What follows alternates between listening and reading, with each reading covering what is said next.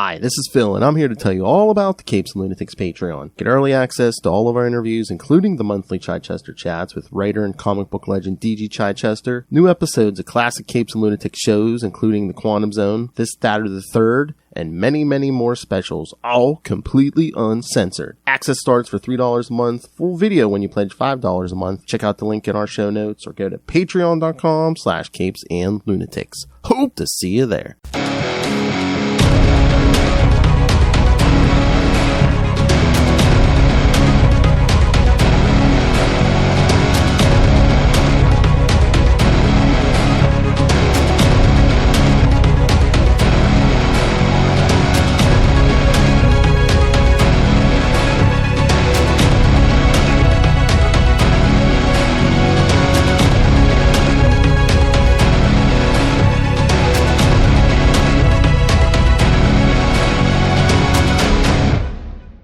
Hello, everyone. Welcome back to probably the biggest Chichester Chats ever. It's me, Phil.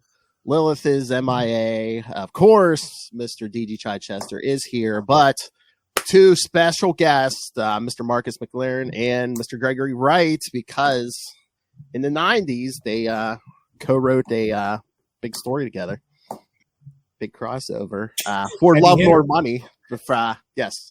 Between Terror Inc., Cage, and Silver Sable and the Wild Pack, which, Greg, I was telling Mark, we're going to have to have both of you on separately, because I know, we're big fans of the 90s stuff, like Cage, Silver Sable.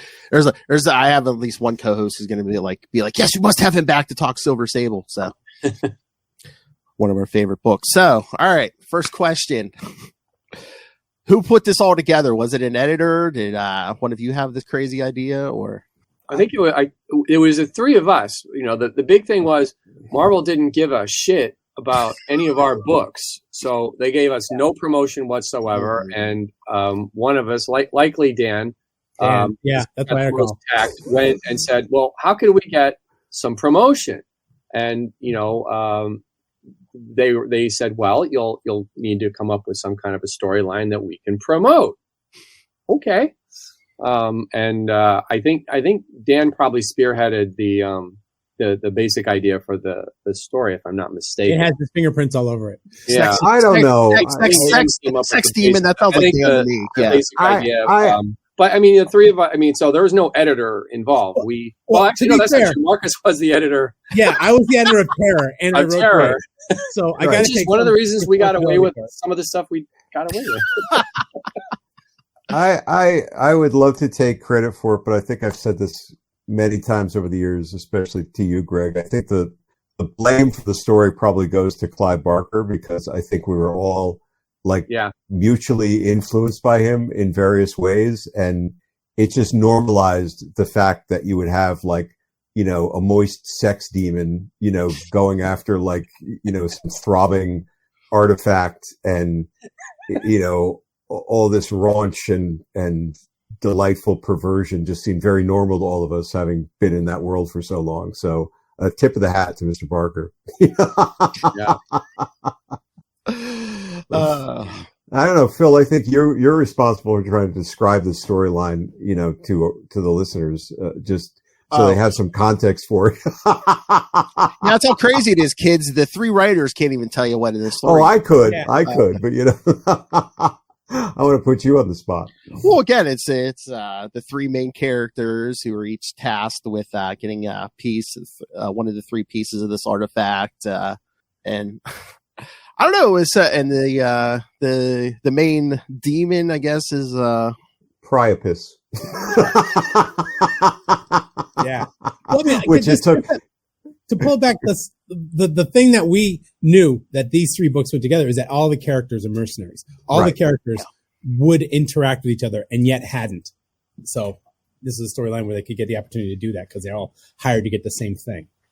Yeah, and I know, and the comment was made that there was no promotion. I think Dan said before, it's like, in the 90s, if you wanted a lot of promotion, you had to do a big crossover event, or you had to do a big storyline in your own book, or something, some hook to get the, I guess, editorial or somebody to, in the sales and promotion want it, that thing. You know, you had to give it to them. They weren't going to give it to you unless you were a mutant or a spider, probably. But you had to come up with something, you know. So I think I had done the story with Fabian and Chuck Dixon on the Punisher and Nomad, and we had done a crossover in that way. Maybe before this one, I don't remember, but maybe that gave me the inspiration to do that with this. But this was a perfect melding, as Marcus said, because the mercenary angle was so just right there, and these were just characters we all enjoyed and thought they would be fun to play off each other.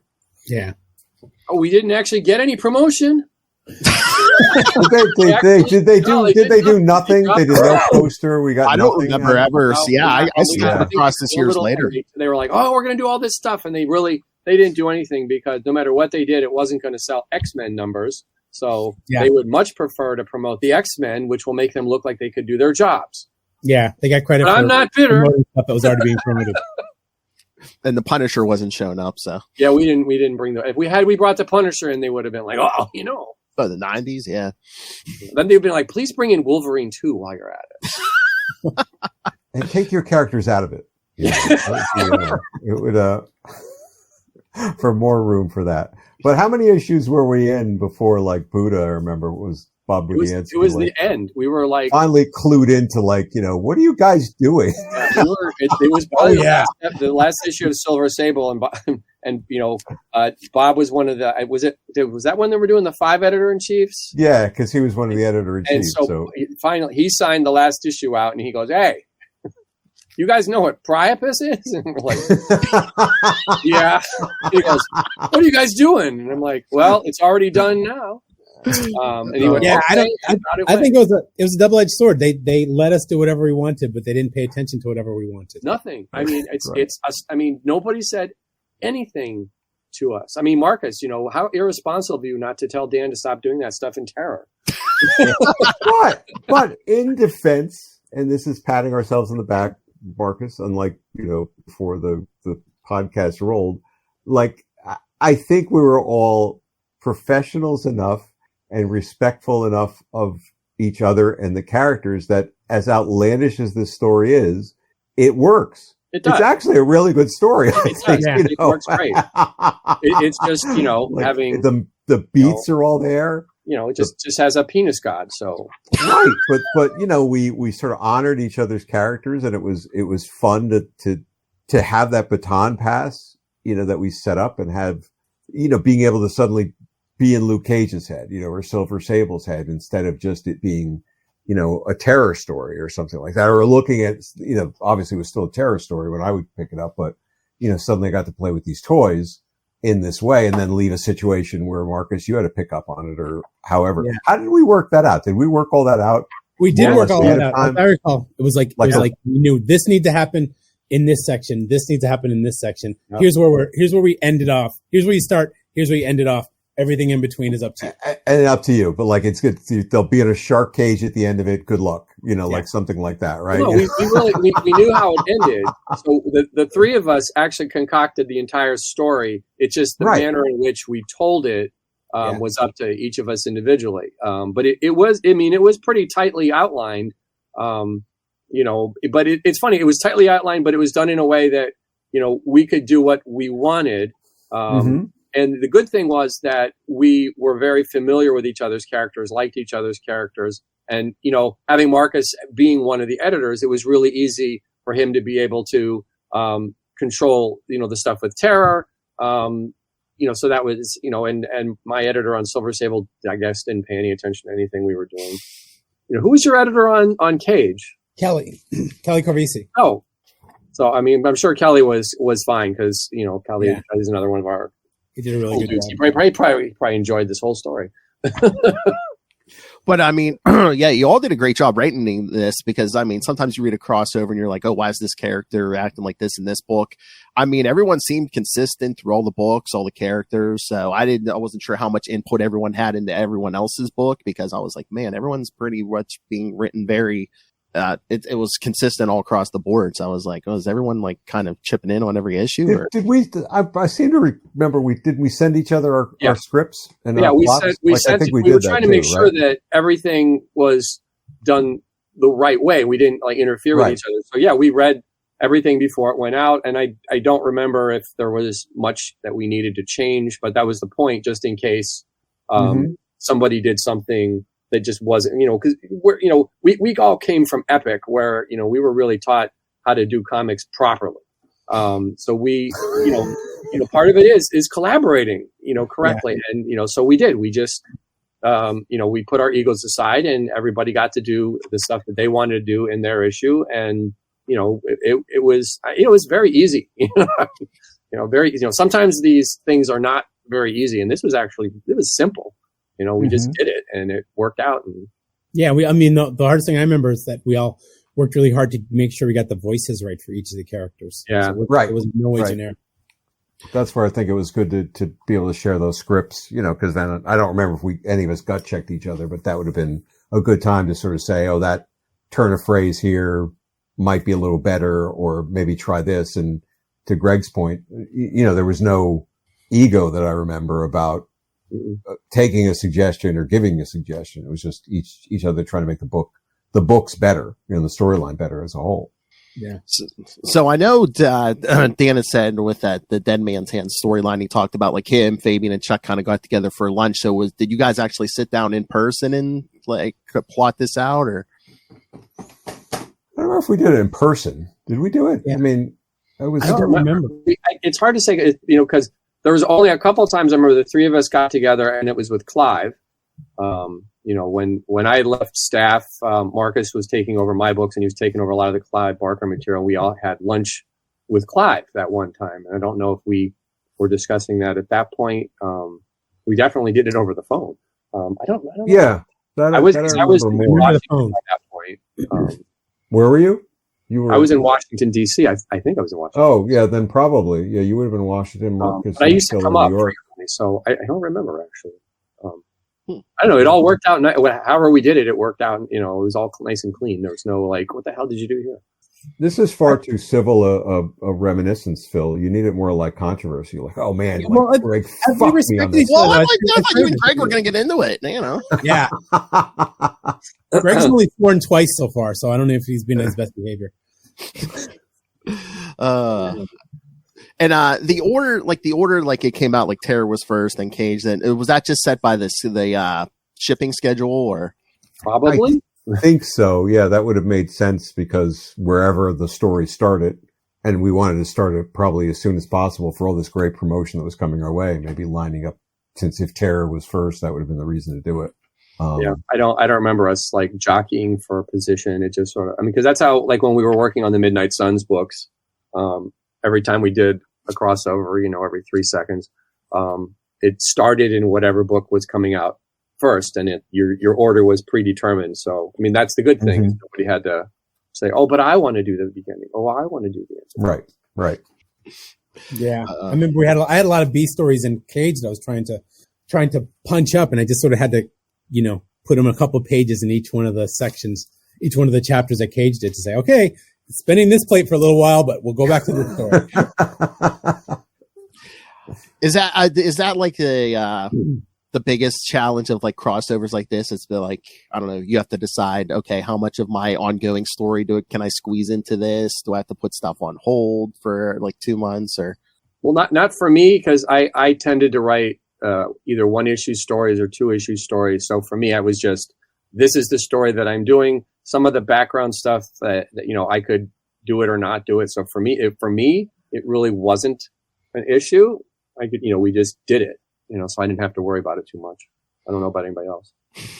Yeah, I had put, I don't know if I asked you for this, Dan, but I put like a between 6 and 12 issues ahead of time, just an outline of where I wanted to go with the different stories, B plots and stuff. And then when this opportunity for a crossover came up, I was like, okay, we'll just put that in here and push all that stuff back, which was fine because this is an opportunity, and I loved the collaboration, and I loved the idea of 3 characters who, with very different, I think there were very different perspectives on what they did.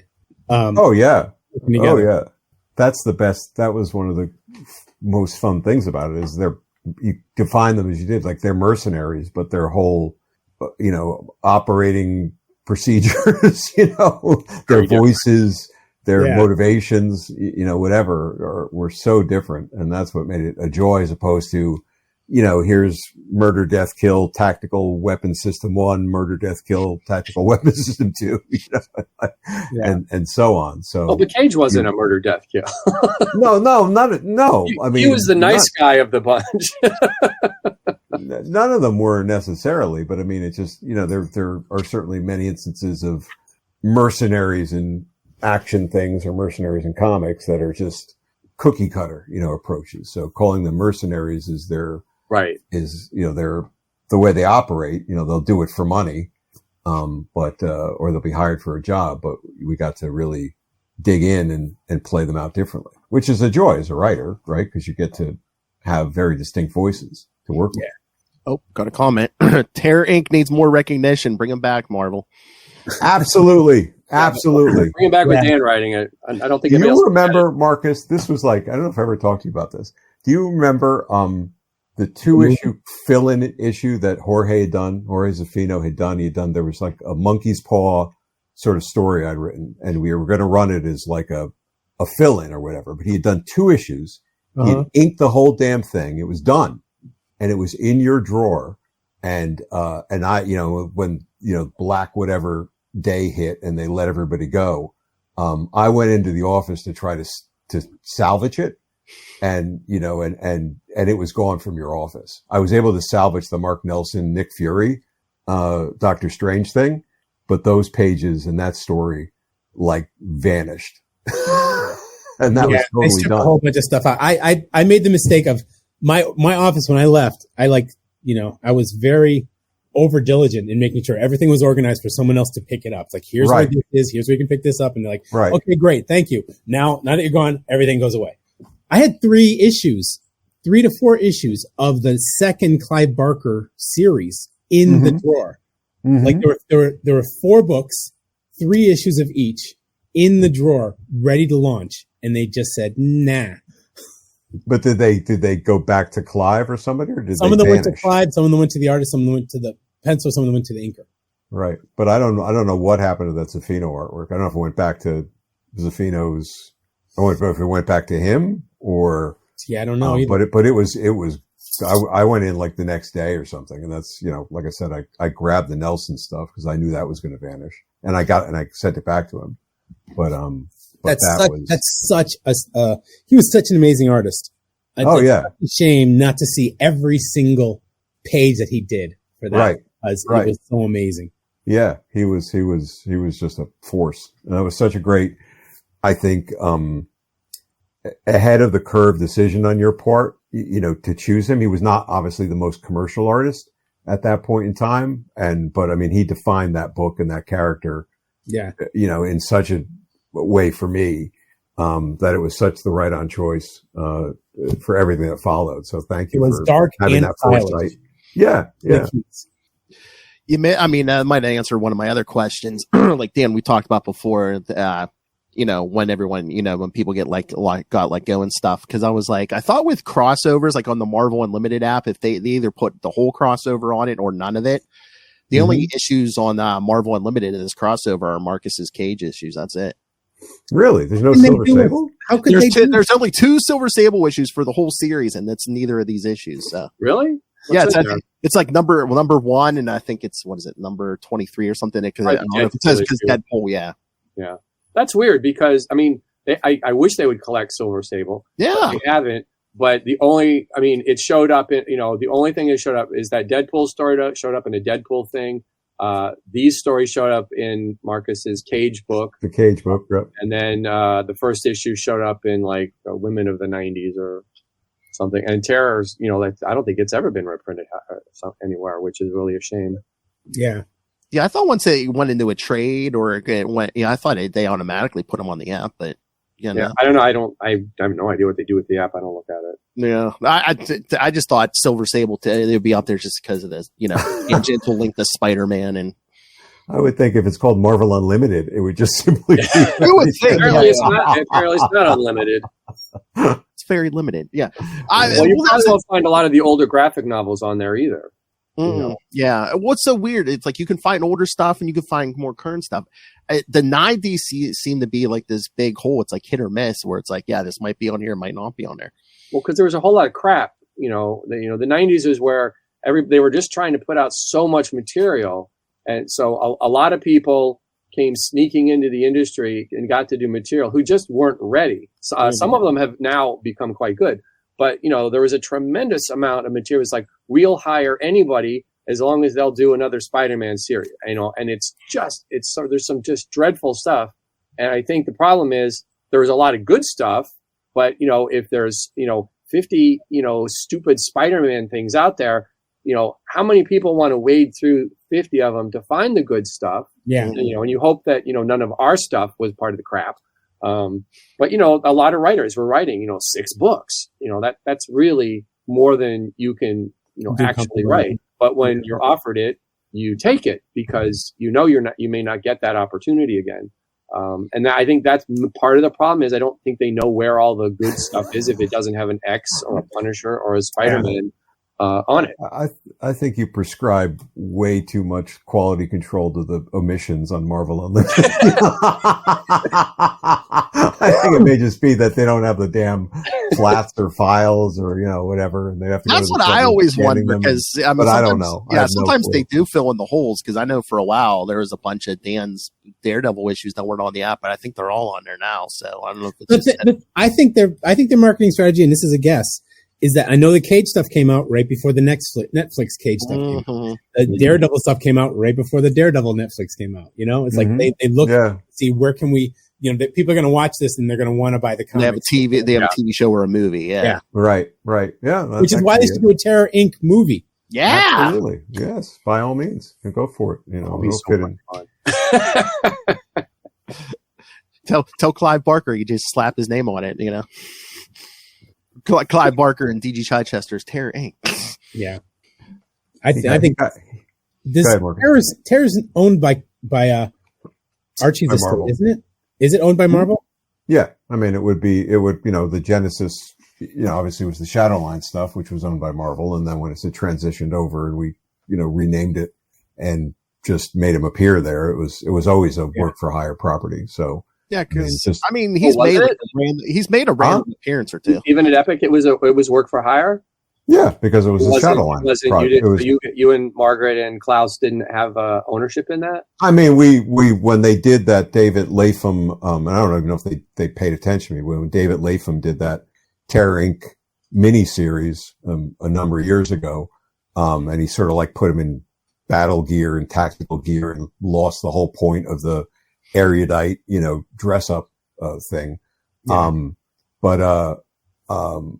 I contacted the editor and I said, this should have a credit in there that says created by me, Margaret, and Klaus, even just for the incentive payments, not for and I don't know if they ran it because I never looked at the book, but I made, I insisted that they do it because that was the right thing to do so that we'd have that trackability, but it was done as a Shadowline property, and Shadowline was owned by Marvel through Epic, because all those books were work for hire.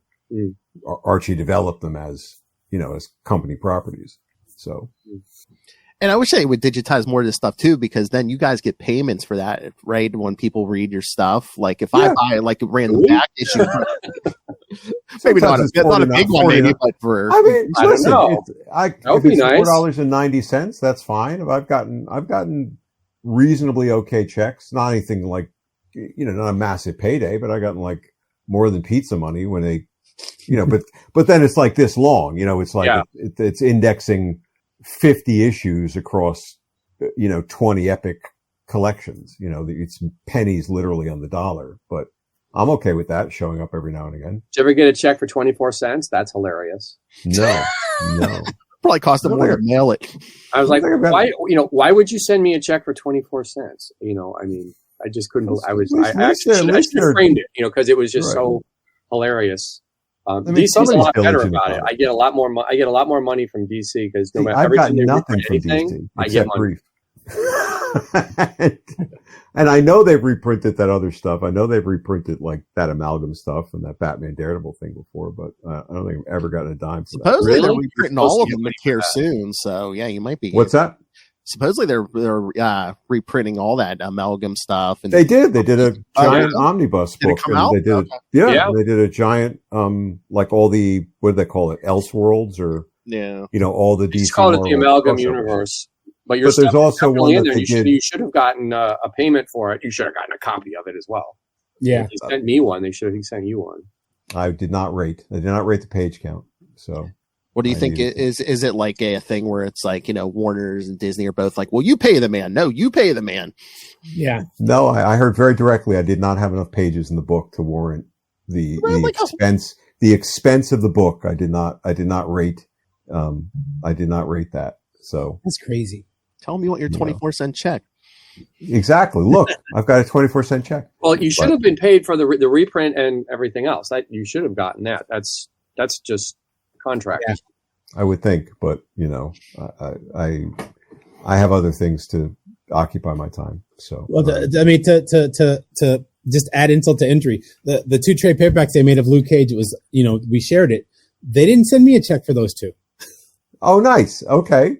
All right. I don't know if I got a check for those. You're supposed to have You gotten should get the most reprint check money from for it. both of those, my friend, as well as royalties for the thing. Did they even send you a copy? Yeah, they sent me a copy. That's how I knew it One. came. Once sent me upon a time, you get a case. You got copies of 2. each. Wow. 2 copies of each of the 2 books. From Midtown Comics. They do. That's the thing. I know they use Midtown. They Midtown use Comics. Midtown. Right. Which I find hilarious. So they're not bringing actual books into the office or anything. Okay. Right. Oh, what's this? Terror Inc. movie. Yes! Walter, Oh! Walter Goggins is casting. Terror. Oh Yeah, my there's God. a nice Awesome. casting choice. For the win. That's a good. People are always saying who should play him, and I'm always at like sort of a loss. But now I've got my answer. Thank you. That is Good job, excellent. Ray. Nice job. Oh, I mean, yeah. that ghoul. Did you connect that because of the ghoul on Fallout, or was that just inspired? Either way, it's great. Yeah. That's no Ray. So all right, so we have a Cage actor already. We got a choice for Terror. Greg, who would play Silver Sable? There's a whole bunch of really good action actresses now. So it would be pretty easy, I think, to find one. I can't think of any of their names at the moment. Charlize Theron. She's a little old, Yeah. but she'd be great. Yeah. The 'Cause Charlize Theron, like, she's amazing. 5 years ago. Or even that Anna Taylor-Joy. She was great in Furiosa. Furiosa, yeah. But there's a whole bunch of really great. I mean, that are really good actresses, and they can kick ass. So there's a bunch of them that would be cool. It's more fun for me to think of the Wild Pack that I created. And who would play the racist, bigoted asshole, and who would play the sadomasochist, and that would be much more fun for me if they would actually do those characters. Yeah. Because they were doing a movie, and they were gonna and the character they chose was the racist. Mm-hmm. And then they were going to choose the lesbian assassin, but they were changing her completely. It's like, okay. And then, of course, the movie never got made. Were they doing a solo Silver Sable in the Wild Pack? No. Or was it like Black Black Cat? Yeah. Then they cut. But they didn't talk to me about it, so. Then they scrapped it for Madam Web, right? Yeah, that was great. What a choice. Yeah, good choice. Oh my That's God. true. So I'll never get to see anything now that they've killed the Spidey. Oh my God. Oh yeah, So I haven't seen Craven yet, but I hear things. Well, Yeah. nobody else has either, so it's good. But I like the actor that they got, though. He's really good. Oh, yeah, it was good. So, I feel like maybe it's not going to be a terrible movie. It's just, maybe it's a terrible Spider-Verse sort of movie. It's not a great movie. You saw it? Saw it? I saw it. Oh God. I have a certain number of free movies I can see, so I saw it and I was like, but it was not impressive. Well, But I didn't I don't know. For me, it's difficult for me to take the idea that, this character has negative motivations. I mean, Terror Inc. is a negative character. He does positive things, but he's a negative character. But it's interesting to see that in a story. But I don't understand how they make that same translation to like Craven without adding a whole bunch of extra detail, or just all the other characters that they have to add a level of interest and likability that's not inherent in the character by Were itself. they trying to make him a hero, like in Craven? Is that what they were trying to do? Like sort of trouble like that because he's of an his dad. anti-hero, right? Yeah. Right. But the formula, and that's the thing, right? To me, at least, the formula is the Sopranos or the Penguin, which I haven't seen ostensibly, but like just treat it. It's a villain. Like you're not trying to make it. You're just telling a really great story about a horrible character as opposed to trying to do this anti-hero flip. Yeah. The Penguin did it right, in my view. I was thrilled with it. Oh yeah, I mean, you hated him the whole way through, so they really played him as a villain. Yeah, the woman that the woman gangster, she practically steals the entire show from the Penguin. Mm-hmm. She's what is her name? She's fantastic. But that was done right. I mean, it was interesting. Again, it's exactly what you're saying. Do a good story about the villain. Yeah. Right.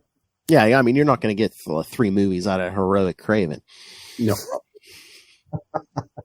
Well, I mean, some of the characters, I mean, they get so popular, they want to like spin them into like heroes or at least anti-heroes like Harley Quinn or Deadpool or Venom. Oh, well, yeah. Well, sometimes it works and sometimes it doesn't. Who would have ever thought Deadpool would work as well as it does? It took the right people at the right moment and they had to leave them alone. Yeah. Because I remember when the first one came out, I was like, holy crap, they actually did this the way it should have been done, and it was inappropriate and horrifying and it was just so much fun.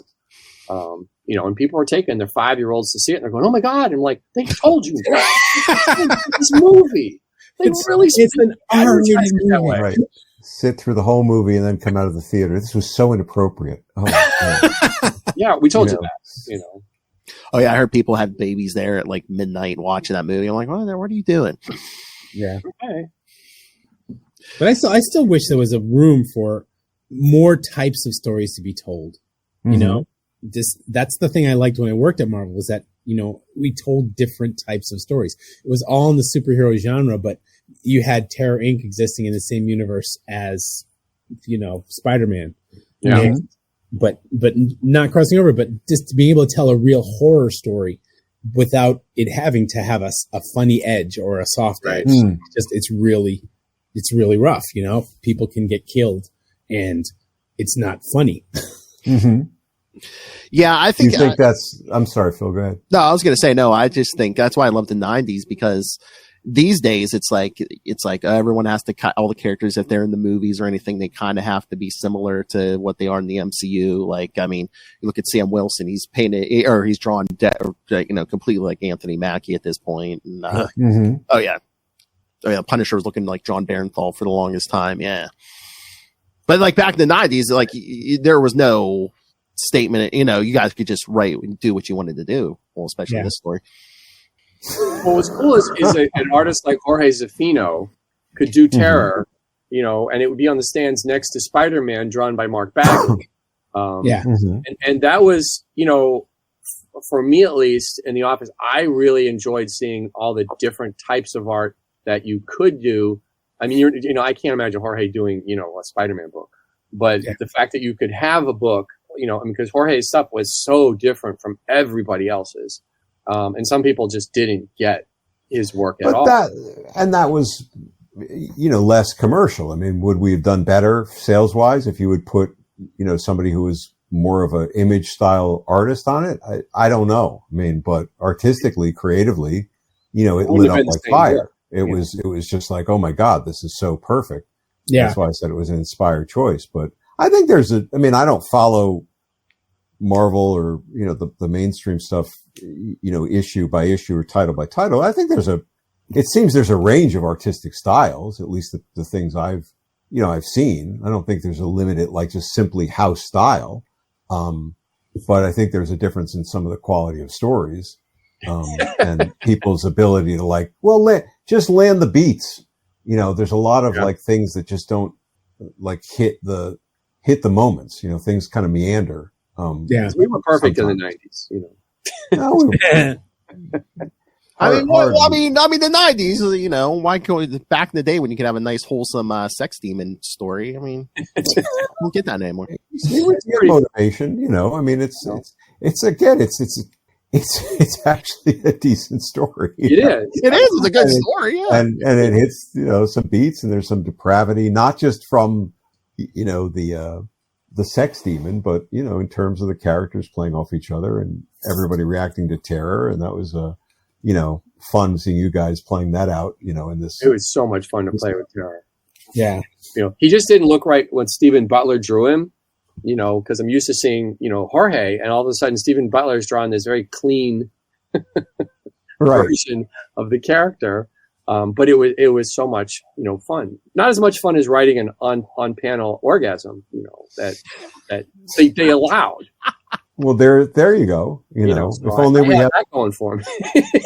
audio chips or a scratch and sniff, you know, variant thing for that. Oh man, if only we could have had scratch and sniff for this issue. Can you imagine? That's why you didn't get the promotion. That's why. Maybe we provided those ideas and they didn't like them. Well, I thought they were really good stories. I thought they were on the edge of depravity. I don't know if I just blocked that part out of the story in my head. No, it wasn't bad taste. It was, we didn't delve like into things for Grant, you know, or, you know, we weren't being British authors, you know, in other words, you know, we weren't being gratuitous about taking the piss out of it for the sake of taking the piss out of it. No, I mean, everything had a story purpose and a story point that we did. Right. It's just that some of the subject matter was, you know, I still don't understand why nobody seemed to notice it. You know? Right. You know, big heart thing with a big phallic emblem that like plugs into it. But yeah, it added up for what it was doing. But yeah, I don't think we were ever trying to be depraved, Marcus, for the sake of being. I was. Brave. I don't think so. I mean, no, I was saying, how much can I get away with? I absolutely, don't know. I was waiting for somebody to say you can't do that, and it didn't happen. Greg wanted that article in Wizard Magazine. Can you believe what these three guys are doing over here, Marvel? Well, I don't give a shit about Wizard. That was a shit magazine. Was there such an article? No. Oh. All Wizard did was get down and worship the ground that the Image guys was on, and tried to claim that they were the reason that Image was popular. So, you know, I remember me and those guys were working with Wizard. I'm like, you guys, you're just a bunch of sycophants. You know, we're like, no, Wizard, boo. Yeah. Did I say that out loud? What was he? Are they in business now? No. I just like the idea of, you know, the crossover. The thing I like best about the crossover that we did was that we were taking control of our own characters and trying to promote them independently and trying to build a new audience for them out of those cobbled audiences. Right. I wish we had done another one, because it was a lot of fun to put those characters together, and there's no reason why they wouldn't be interacting, you know, more off, because it's very likely that they're going to be going after the same stuff here and there. That's an interesting point, and really kind of a lost opportunity, you know, on our part, you know, to have not acknowledged it a little bit more, like sort of kept that relationship.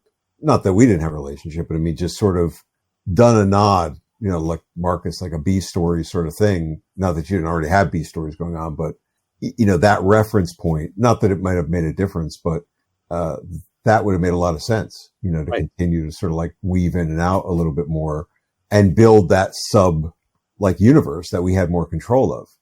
Because I mean, Silver Sable just hired people that she thought could handle whatever job she needed done. So, I mean, she sort of built in the crossover neatly anytime you just feel like it. Mm-hmm. Right. Or you could have hired Terror at any point, like, you know, you needed more muscle and you could have brought him back in and just, you know, hired him on, even after his book was canceled. You know? Well, I don't remember if Silver Sable got canceled shortly after that, or, you know. I don't know. Didn't you last till like 30 or something, or 40? I thought you 30 some issues, I think. You know. Yeah, you were around longer than Cage. Yeah. Was it? Yeah. You could have hired them both, and instead you left them on the unemployment line. Nice job, Greg. You know. literally in the title, or at least the old title, Hero for Hire. He was right there. It said it right there. You could have brought him in. Do you guys happen to know, like you guys shared notes? Did the artists share any character sheets or anything, or was there any talk between the artists, just to make sure the looks were consistent? Or the stuff was passed around. I want to think that it was Brett Blevins, but I'm not positive. Who designed it? Who designed the character? Yeah, it looks very Brett. It's got a very Brett. Reference material was sent. If the editors didn't do it, we all absolutely had art reference and sent stuff to. Yeah.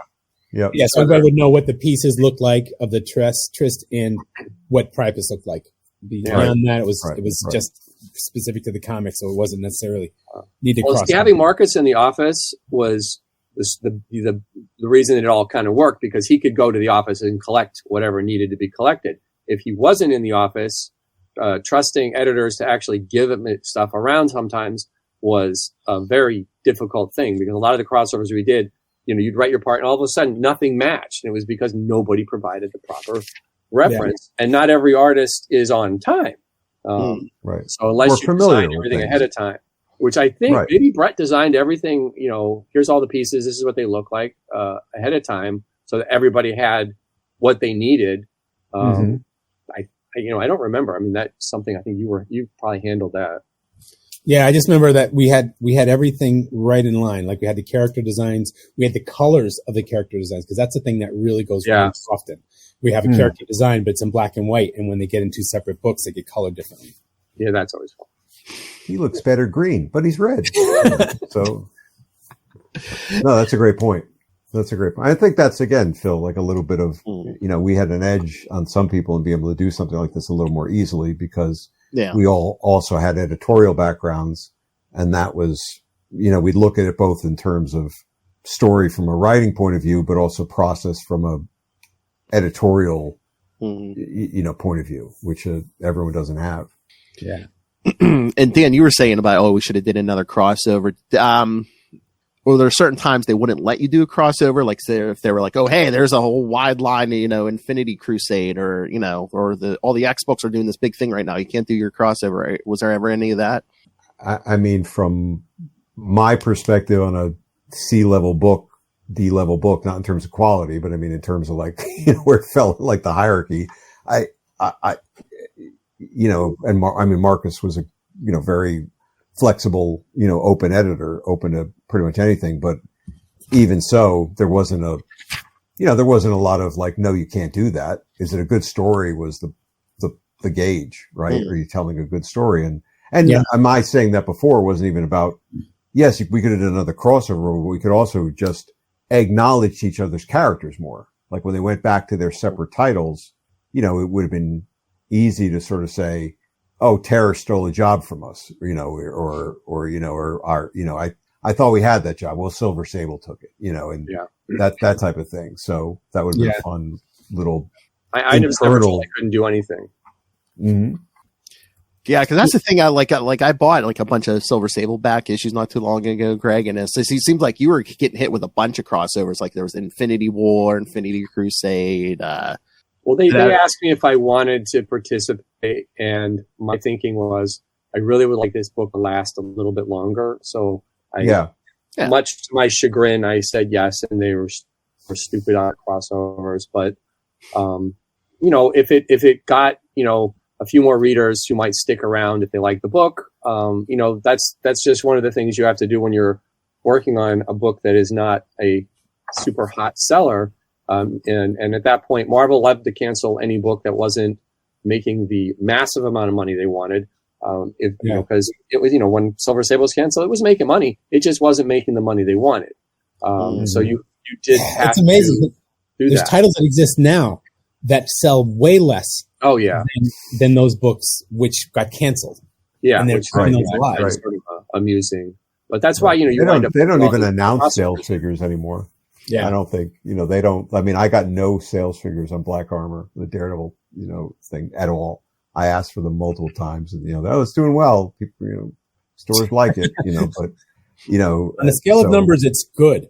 It's good. Yeah, it's good. What does that mean? I don't know. All I know is that was a good series. Black Armor was great. I could have sold 100,000 copies. You could have sold 100 copies. I think that's. I really think strategically they just don't. I just wish you got that 5th issue.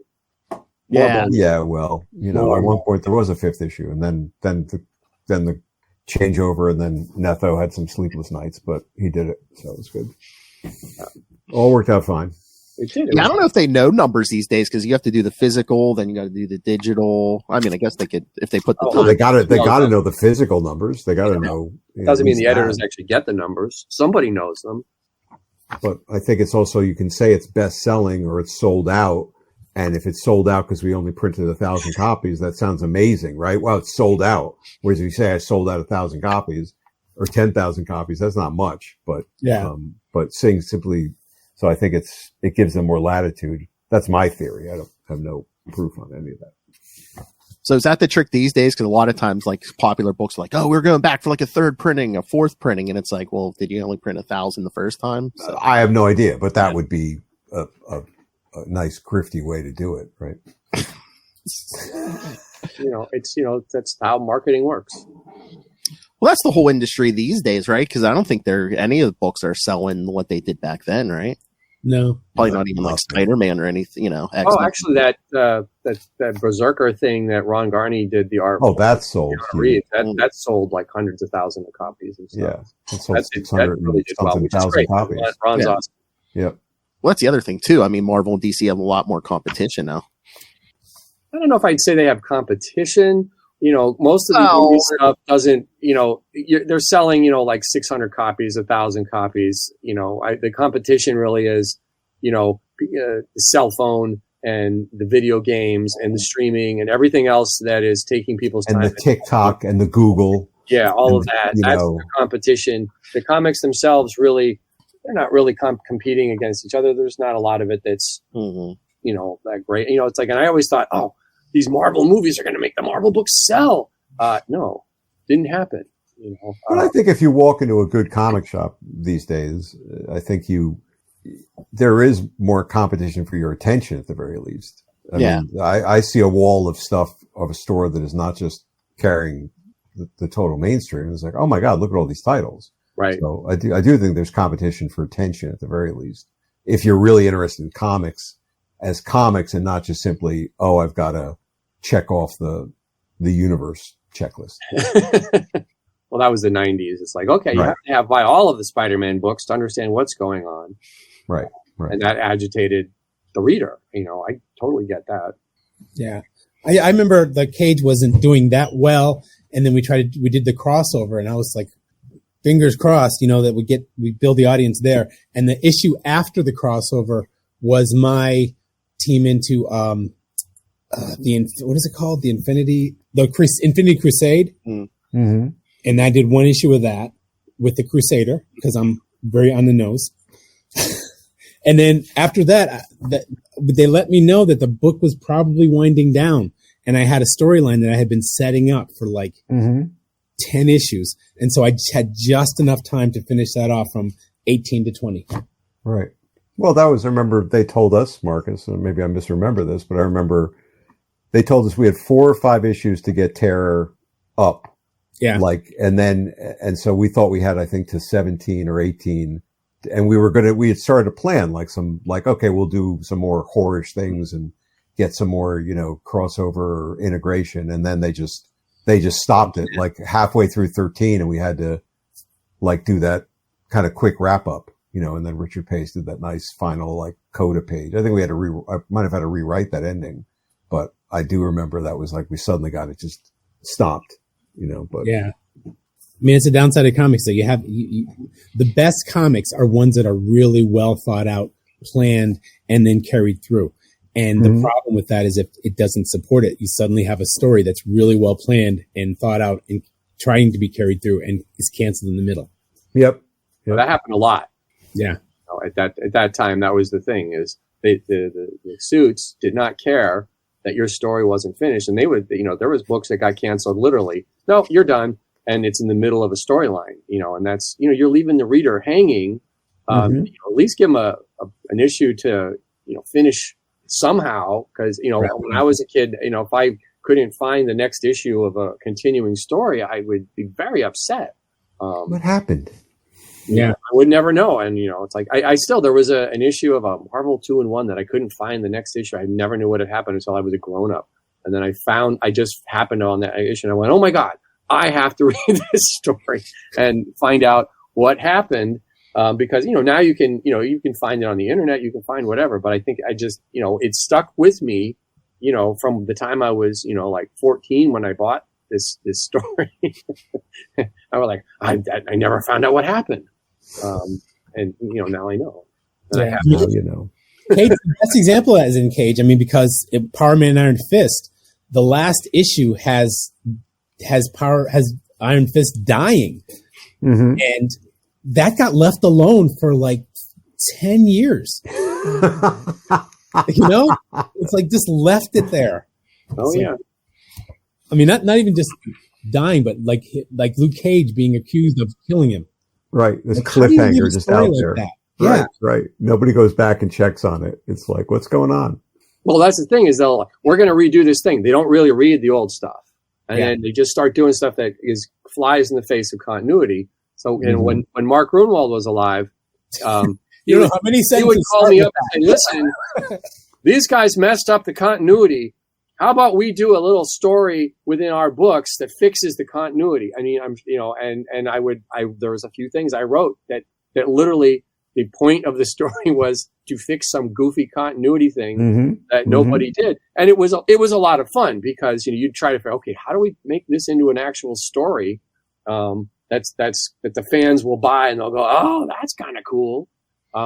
But this stuff happened all the time. Or people just like, well, I don't really care. I've decided that the Punisher now doesn't kill people, and they would just like, no, or I don't like his origin story. I'm going to change it. No, the character is the character. Operate correctly. You don't get to do your version of it that doesn't make sense. Like you don't have Spider-Man killing people. He doesn't until he does. And then we ultimate killer Spider-Man. Oh, it was the clone.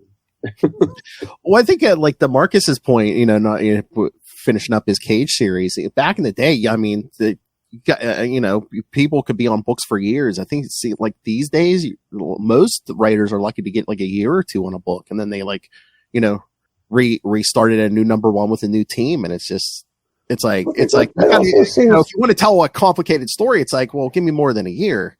Yeah. But that seems like that's also a creator choice from the little I've been able to glean. Like I was talking to some artists, and they were, it's really too tough for me to do more than 8 issues. I can't, and God, the dream was to be on a book regularly. Yeah. And that was sort of like, guaranteed income and quote unquote guaranteed, but I mean, I talked to a number of artists, more modern artists, through Netho, and there seems to be a whole thing. I don't want to do more than 8 issues. I don't want to, or whatever it is. So I think writers may be the same. Like I want to do my story and I want to get out. Well, I don't know if it's the pay too, because again, I mean, this, it's most writers I talk to in comics these days are like, oh yeah, I have my own Kickstarter thing, or I have, or they're working at 3 different companies writing books. So I got the same page rate that I got 25 years ago. So you could see how the industry has advanced, which I guess I should be lucky I got the same page rate. I got a lower page rate to color stuff. So. Oh yeah, that's right. That's what I was going to say. Everything. I swear half the 90s books I crack open, it's either Gregory Wright writing or Gregory Wright coloring or. I was a greedy pig. Let's just say it.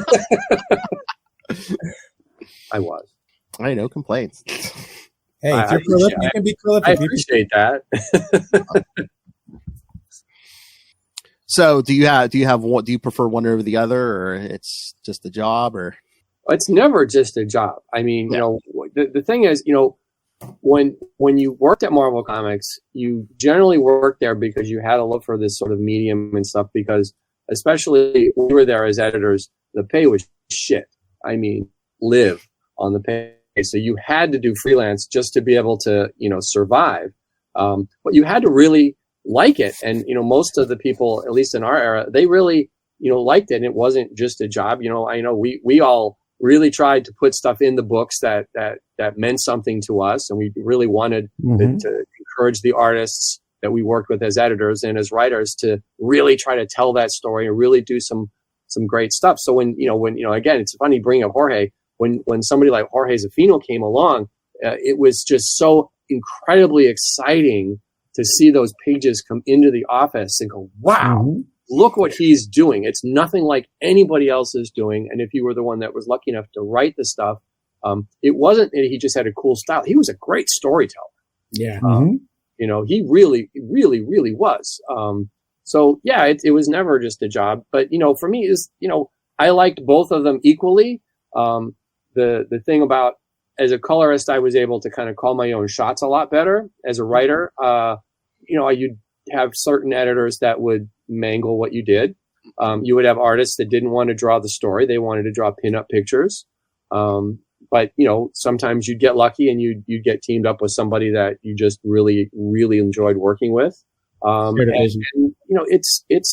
like the greatest thing ever. Even, being an editor, getting to look at artwork like we got to look at every day, holding it in our hands for as long as we wanted, it really, it's never just a job. It was always something that was just a thrill to get to do it. I even consider it a privilege even now, the little bit, the work that I do, it's, I'm only working on stuff I like, but it's a privilege, and I'm trying my best to, make it something special and memorable. If not for anybody else, at least for myself. Yeah, I think in that way, working at Marvel is a lot like teaching for me. It's like nobody goes into that field because they're like, I want to make $1 million.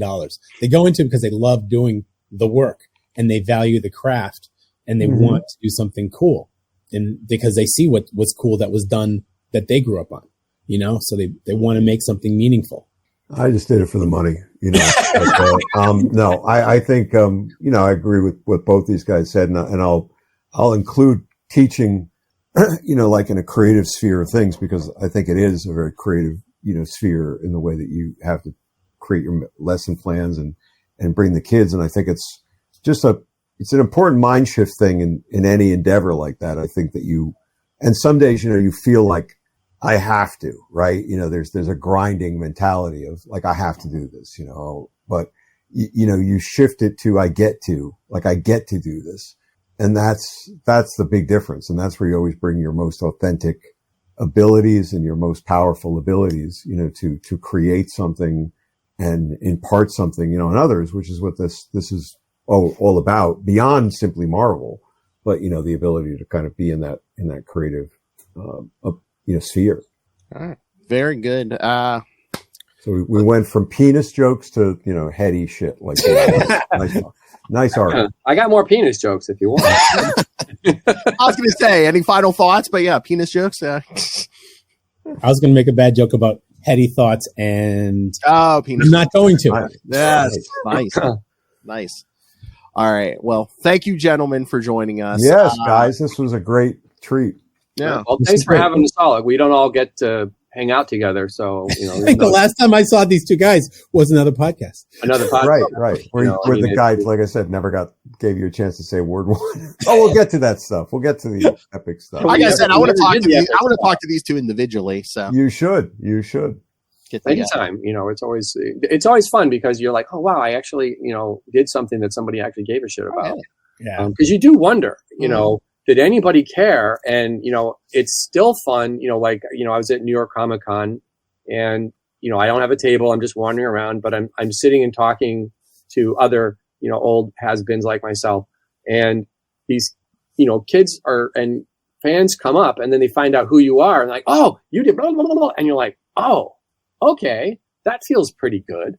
So it's kind of cool to still like, okay, because I always think, well, I'm sure nobody remembers me. Even like pros, I'm sure they don't remember me. So it's always nice that, they remember me. I mean, they do chase me down trying to kick the shit out of me, but they remember me.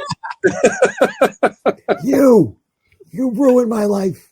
I'm just glad to have people know that I'm not this Irish guy who wrote Cage. So true. So true. You're not? No. Were any of your kids ever impressed that that you wrote comics, or was it just that's Dad's job? I didn't work in comics when I had kids. I had kids right after I stopped working in comics. Yeah. Mine could not have cared less. My wife could not have cared less. Yeah, she tried to kind of get him interested when he was young. Like, oh, your dad used to do comics, and there was never a single iota of interest. But when the Daredevil show came on, and he sort of keyed into, wait, that Daredevil is your Daredevil, and then the suit wasn't the same. It was like semi-armored, and then it was a little bit. There was much more of a connection, and I think like cool factor a little bit more, along those lines. As he got older, not when he was younger. Mine likes anime, so it was like, well, did you do any anime? I'm like, well, the closest I ever came to doing any anime was that's a no. I was there when Epic was reprinting Akira. Other than that, and then she was impressed that I knew a couple of people that worked on a couple TV shows that she likes, but none of that had anything to do with me. She's like, well, ask this person and tell them how awesome they are. Thanks, kid. All good. All right. Well, thank you, gentlemen. Marcus, do you have anything you want to plug? Any projects, any social media, anything? No, not right now. I'm working on something, but I keep saying I'm working on something and not talking about it. So let me not talk about it. I'm just impressed by watching what these guys are doing, and I'm happy to see the Daredevil stuff and what these guys are still producing. Thank you, Marcus. Yes. All right, Greg, do you have anything you want to plug? At this very second, I'm actually working on the color art for Graham Nolan's latest Return to Monster Island, which is still crowdfunding, and it's a really fun, sort of lighthearted, sort of monster book and stuff. That one's very cool. I've got a semi-secret project I'm working at DC with Tony Harris, so you can probably figure that one out. And then I'm working with Ron Wagner on this really bloody Western that's about 130 pages long that he and we're co-coloring it, sort of. So it's this interesting sort of amalgam. And Larry Hama wrote this.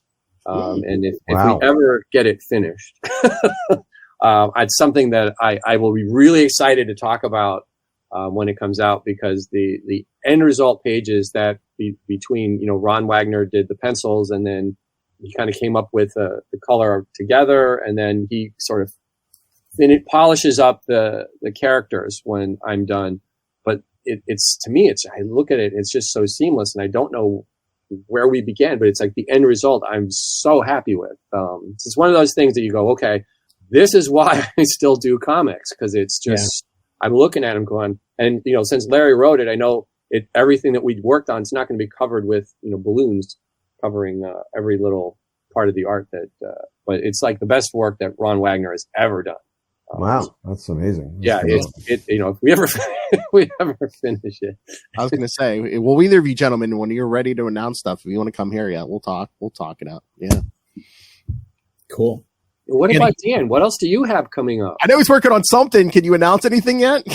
No, but I can say that I pulled myself out of my, gap and, relaunched my newsletter. So you can actually go to storymaze.substack.com and find new content.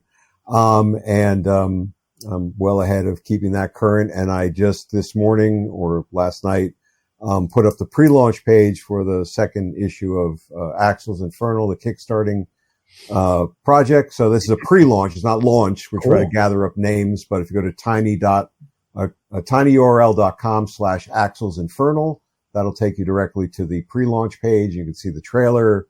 You can see some background on it, and then you can sign up for notifications for when we do launch.